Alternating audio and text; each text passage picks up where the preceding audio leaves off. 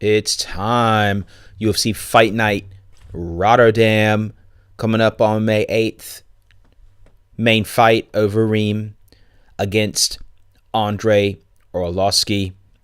I think this one is going to be different than people think. I think a lot of people are thinking it's going to be straight up knockout early on. I think these guys are going to be very careful and are going to be very cautious.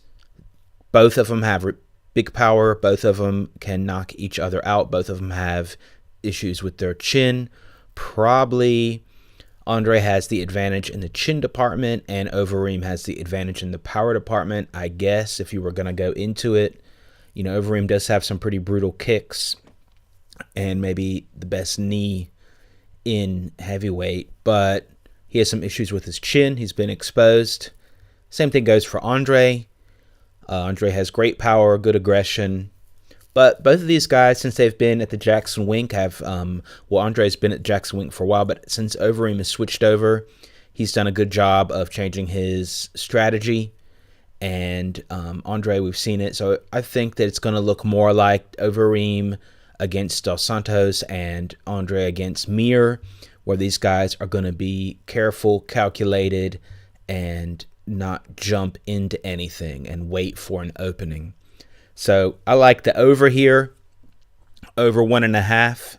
Over 1.5 pays 2.1. Let's go for that. And we can also go down to the props.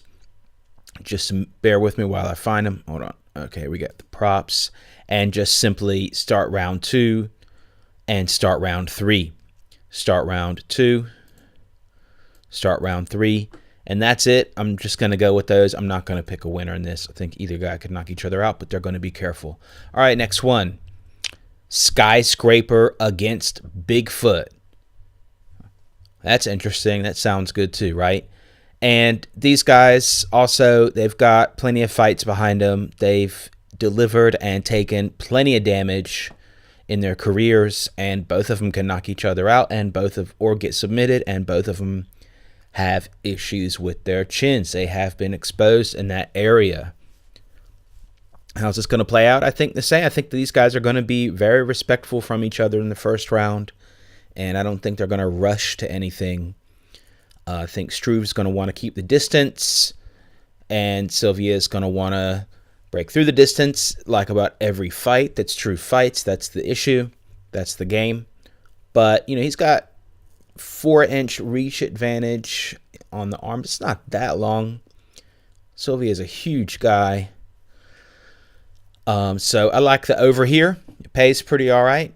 And I also am going to go with Sylvia here, actually. Some people are calling Struve by decision, but I think Sylvia, as the underdog, I'll take that here. And I think that he can do it. He can end this thing via ground and pound or via straight up knockout. Look, over 1.5, you got 2.4. Sylvia 2.8. I'll take that. I like that a lot better than Struve at 1.4. You could go Struve decision prop, but I'm going to stay away from that. And I'm going to go with the over 1.5, that these guys are going to feel each other out. And I'm also going to go with the props again. Starts round 2. I'm not going to go with starts round 3, though. I'm just going to go with starts round 2 and over 1.5. All right, next fight, Gunnar Nelson against Trimmingoff. A lot of guys are going with Nelson, but I'm just going to go with the favorite, Trimmingoff. I think that he's cold, collected, and is going to do well in the striking department. He's not going to take chances, and he's going to be able to avoid submission and takedown attempts by Nelson. And I think that he's a very technical striker. I'm a little worried about him not doing enough, Albert Trimmingoff, sometimes to get, if it does go the distance. He doesn't always do a lot, and he doesn't do any show-off moves. Actually, that's what I like. It's just that he doesn't show off. He does what's needed, and that's it. But in the striking department, and he's got very good strikes, hands and kicks, and he's got a really good base. We'll take him. He's not an unpredictable fighter, good fighter IQ. I'll take that. Let's see, it pays 1.526. Here you go. And I'll also take the over. Now it's when I had it before, it was at 1.5. Now 1.445. Didn't really pay a lot. but I think this is going to go on the over side rather than the under.